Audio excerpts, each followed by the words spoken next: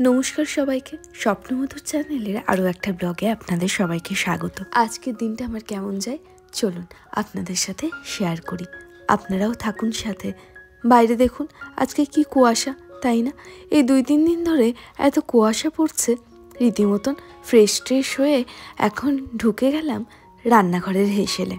আজ আবার রান্নাবান্না সেরে বেরোনোর প্ল্যান রয়েছে। জানেন তো, রাতে যখন আটা মাখি তখন টিফিন বক্সে সকালের জন্য অল্প আটা তুলে রেখে দিই, সকালে যাতে তাড়াহুড়া না করতে হয়। এদিকে লাউয়ের খোসা বাটা সিদ্ধ করে রাখা আছে, এটা একটুখানি বেটে নেব, তার আগে বরং রুটিটা তাড়াতাড়ি করে নিই। আসলে জানেন তো, আমাদের বাড়িতে আমার ঠাম্মা শাশুড়ি আর আমার কর্তামশাই ছাড়া সবাই সকালে রুটি খায়, এমনকি আমিও বাদ যাই না। ওই 9টা-15-র মধ্যে আমার রুটি কমপ্লিট করে তাই সবাইকে দিতে হয়, কারণ আমার ঠাম্মা শাশুড়ি থেকে শুরু করে আমার শ্বশুর মশাই, শাশুড়ি মা সবাই টাইম টু টাইম ওষুধ খায়। ওষুধ খাওয়ার পর তো কিছু খেতেই হয়, ওই কারণে রুটিন মাফিক আমার কাজ করতে হয়। এদিকে দেখুন রান্নাবান্না সব শেষের দিকে, চলুন বেরিয়ে দেখা করছি আপনাদের সাথে। আসছি।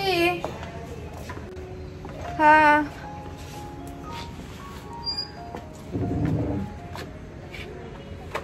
আপনাদের সাথে তখন শেয়ার করলাম যে বেরোবো। আসলে অনেক দিন আগেই বেরোনোর কথা ছিল, আর আমার কর্তামশাইয়ের না পরপর এত শরীর খারাপ যাচ্ছে, কালকে পর্যন্ত জানতাম না যে আজকে যাব কিনা। সকালবেলা ওর একটু শরীরটা ভালো আছে, আসলে ওয়েদার যা চেঞ্জ হচ্ছে জানেনই তো, শুধু জ্বর লেগেই রয়েছে। এখন যাবো আমরা কাঁচরাপাড়া হাবিবসে, যেখানে আপনাদের আগেও নিয়ে গেছিলাম। ও একটু হেয়ার কাট করবে। এবার তো আবার সরস্বতী পুজো 2 দিন পড়েছে, 2 আর 3। আমরা পেরিয়েছিলাম 2 তারিখ। দেখলেন তো কি সুন্দর সরস্বতী ঠাকুর রাখা রয়েছে। আমরা ওখানে গিয়ে অপেক্ষা করতেই ও চলে গেল হেয়ার কাট করতে।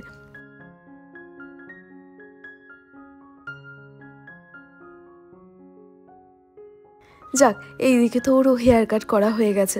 কাঁচরাপাড়ায় এসেছিলাম, একটা কাজ মিটলো, আর 2টো কাজ বাকি রয়েছে। প্রথমে হচ্ছে চাদর কেনা, বিয়ে বাড়ি বলে কথা, বিছানার চাদর তো লাগবেই। আসলে জানেন তো, একটা সুন্দর চাদরের খোঁজ করছিলাম, ওই 3D স্টাইলের যে চাদরগুলো অনলাইনে অবশ্য আছে, তাই ভাবলাম কি অফলাইনে একটুখানি ঘেটে দেখি কেমন। কিন্তু সবার শেষে এই লাল চাদরটা না দারুণ লাগলো।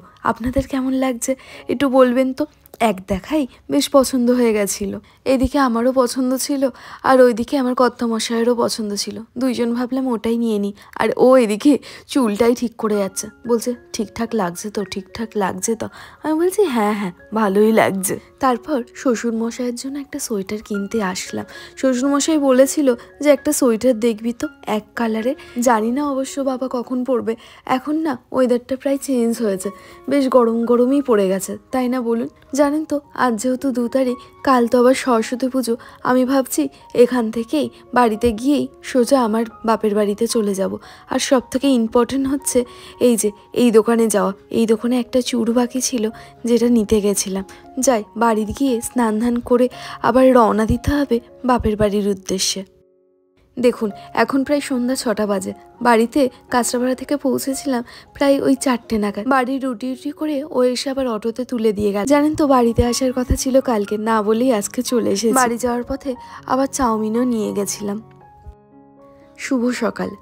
আজ যেহেতু সরস্বতী পুজোর অঞ্জলি দেব, ওই জন্য আজকেই আমাদের কাছে সরস্বতী পুজো। সকাল 9টা পর্যন্ত নাকি সরস্বতী পুজো থাকবে। বাইরে দেখুন পুরো কুয়াশায় ছেয়ে গেছে। আজ না একটু তাড়াতাড়ি উঠেছি ঘুম থেকে, আর সরস্বতী পুজোর সকালে ওঠা মানেই তো গা ভর্তি হলুদ দেওয়া। এই সরস্বতী পুজোর সকালে হলেই না সেই ছোটোবেলার কথা আবারও মনে পড়ে। আর আমার সাথে সাথে আমি দিয়ে দেবো আমার বোন, ভাই সবাইকে হলুদ। আগে জানেন তো, অবশ্য আমার মা, ঠাম্মা, বিশেষ করে ঠাম্মাই আমাকে হলুদ টলুদ সব মেখে টেখে দিত, বেটে বুটে দিত।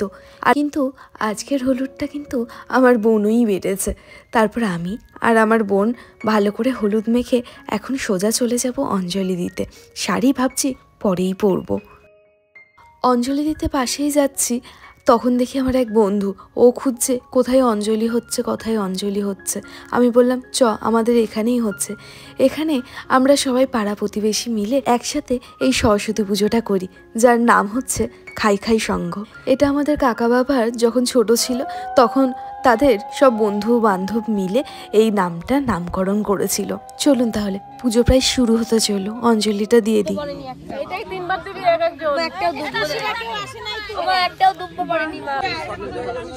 এদিক ওইদিক করছে কেন এত?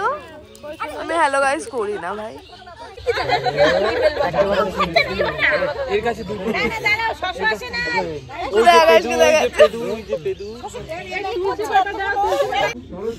সরস্বতী মহাভাগে বিদ্যে কমল লোচনে বিশ্বরূপে বিশালাক্ষী বিদ্যাং দেহি নমস্তুতে।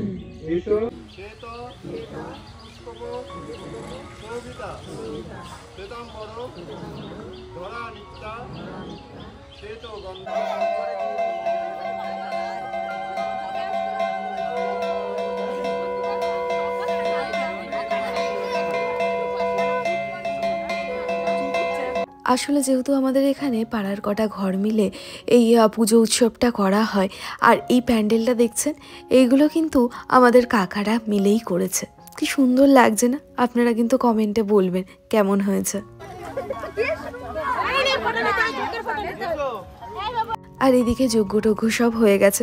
আমি দেখুন শাড়ি পরতে পারিনি, আর এই যে ছোট ছোট বোনরা কি সুন্দর টিকলি পরে সাজু গুজু, আবার চুলটা দেখুন কি সুন্দর বেঁধেছে। এদিকে উপোসটা ভঙ্গ করে আমি সোজা চলে গেলাম সাজুগুজু করতে। তার আগে পেট পুজোটা করে নিতে হবে। হ্যাঁ, অঞ্জলি দেওয়া হয়ে গেছে। হ্যাঁ, তুমি যাও গিয়ে নিয়ে আসো প্রসাদ। বাড়িতে গিয়ে দেখুন মা দেখি পরোটা আর তরকারি এনে রেখে দিয়েছে। আমি যেহেতু খেতে ভালোবাসি তাই। দেখুন আমি আর আমার মা রেডি, এখন যাচ্ছি এই আশেপাশে ঘুরতে, তারপর সোজা চলে যাব বন্ধু বান্ধবীদের বাড়ি, ওদের সাথে মিট করতে। ছোটবেলা থেকে আমার সরস্বতী পুজো মানে এই বন্ধু বান্ধবীদের সাথে সারাদিন ডুবে থাকা আর আড্ডা মারা। এত গল্পের ফাঁকে ক্যামেরা খোলার কথা না একদমই ভুলে গেছি। আর রাত হতেই খাই খাই সঙ্গে হলো বিস্কুট প্রতিযোগিতা, যেখানে আমরা হাসতে হাসতে পুরো গড়িয়ে যাচ্ছিলাম। আরও খেলা ছিল যেটা আপনাদের সাথে শেয়ার করা হলো না। 3 তারিখ তো কোনো মতে চলে গেল। 4 তারিখ ছিল আমাদের বাড়িতে আমার ননদের আইবুড়ো ভাত, যেটা করেছিলাম আমাদের নতুন ঘরে। আমি বনু এমনকি ননদ মিলে আমরা সবাই সাজাচ্ছিলাম। Finally ready. এই যে এখানে এত পদ দেখছেন সব আমার মা ছোটো মা মিলেই রান্না করেছে। আর ওই যে ওইদিকেও সেজে গুজে এসেছে। আর এই যে মা, ছোটো মা, কাকিমা সবাই বসে আছে। আমি যেই ক্যামেরা ঘুরিয়েছি ওরা রীতিমতন রেগে গেছে। এখানে রয়েছে 5 রকম ভাজা, তার মধ্যে মাছ টাছ রয়েছে। এটা হচ্ছে পনির, আর এটা হচ্ছে চিংড়ি মাছ, এটা হচ্ছে কাতলা মাছের মানে ধনিয়া কাতলা যেটা বলে সেটা, পাবদা মাছ, মাংস, চাটনি, মিষ্টি, আর এটা হচ্ছে রসমালাই। মা বলছে আমি তো পায়েস করতে পারিনি, ওই জন্য রসমালাই দিয়ে দিলাম। আর আপনারা তো দেখলেই পরপর অনুষ্ঠান লেগেই রয়েছে। যাক, আজকের মতন এই পর্যন্ত। আপনারা তাহলে ভালো থাকবেন, সুস্থ থাকবেন আর সাবধানে থাকবেন।